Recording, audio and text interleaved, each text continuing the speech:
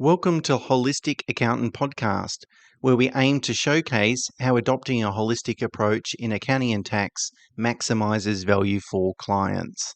Beyond traditional tasks like preparing financial statements and tax returns, a holistic accountant focuses on offering advice that maximizes personal wealth on an after-tax basis. If you enjoy this episode, please consider leaving a rating and sharing it with those who might also benefit. And to ensure you stay updated, subscribe to our weekly email. The link is in the show notes. Okay, today Mena and I would like to talk about how to manage through a very high inflationary environment, which of course we're in today. That's when prices of our goods, the cost to deliver our service and so forth are increasing.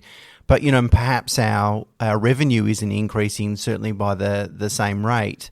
And of course, that's going to put pressure on your own profitability or business's profitability.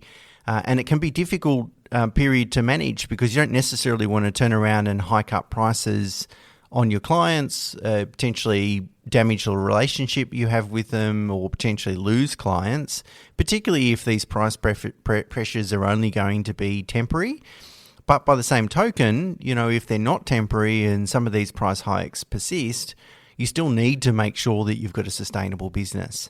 So Mena and I want to talk about, what are some of the factors that we've been seeing that businesses have been contemplating or dealing with in order to sort of navigate this environment. And one of the largest costs that any business face is really wage costs. Minimum wage costs recently increased, and a lot of businesses are sort of feeling those cost pressures. And what a lot of businesses we're finding are doing now are outsourcing a lot of their staffing costs. So, for example, if you're a business that has a lot of online leads, what we find is now businesses will have an offshore sort of personal assistant or VA that would reach out to the person that's made the online inquiry, gather the necessary information, and make sure they're a qualified lead before actually committing the time to that customer. We find also a lot of businesses, for example, are now doing 4-day work weeks because they're getting a lot more productivity out of their staff. They're attracting better talent, getting more better results out of them. So that's helping them to not only increase top line revenue, but also manage their costs. We're also finding a lot of people are implementing a lot of technology in their businesses, so streamlining processes, systemizing them, making sure it's all automated to limit the amount of time that their staff need to be spending on liaising with customers or clients, and having sort of the work or be put back onto the client themselves rather than them trying to sort of gather information, collate it and so forth. I think it's good, Mena, that you always continue to ask yourself, is this the right way to do things?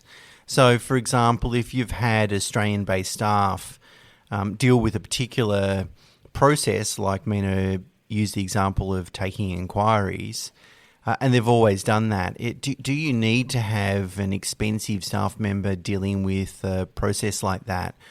Can you use software for some processes, or can you offshore that processing?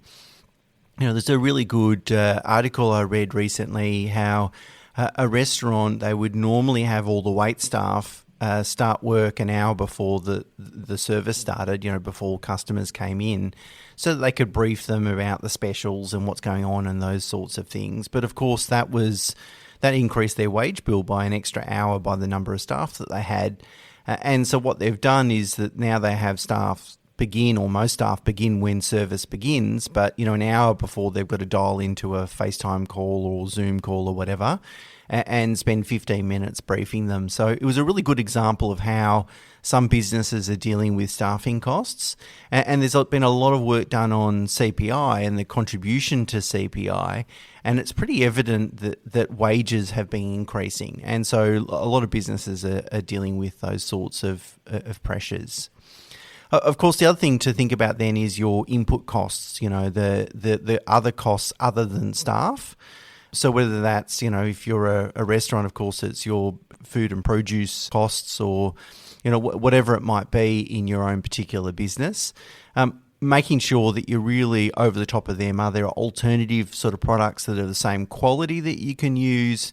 Can you negotiate prices with your suppliers? What happens if you consolidate through a buying group or these sorts of things? I think doing work on prices and expenses is really important. And in fact, reviewing your expenses. I know in business there's so much to worry about and so much to keep on top of. And sometimes we ignore the small things, the small expenses, but these small reoccurring expenses can really add up. And so for a small amount of time, you can review your P&L and review those reoccurring sort of monthly expenses and ask yourself, do you still really get value from them? And quite often, I've done this over the years, you can trim a few and, it's not going to shoot the lights out. It's not going to change your life, but maybe you save $5,000, $10,000 a year. But if you don't do that consistently, it'll compound and end up costing you a lot of money. And just on that, I think, especially out of COVID, if you noticed, a lot of restaurants, for example, pulled back a lot of their menu items, and that's a good example of getting hold of all your cost of goods.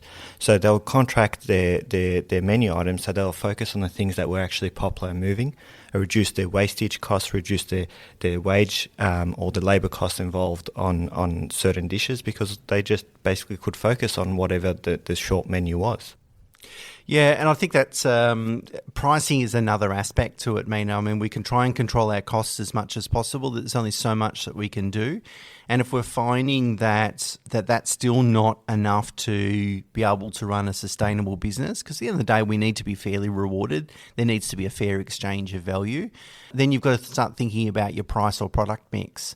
So pricing is really about, will your customers be able to stomach an increase in price as a result of these cost pressures? And I think we've all been, certainly over the last few months, been conditioned to expect those price increases. So in some ways it's a little bit easier. But in some markets, you're a price taker rather than a price maker. There's a certain expectation of what people will pay for a particular product. And you as a business have to meet that expectation, or you won't be able to generate any sales revenue. So you then need to think about your product mix.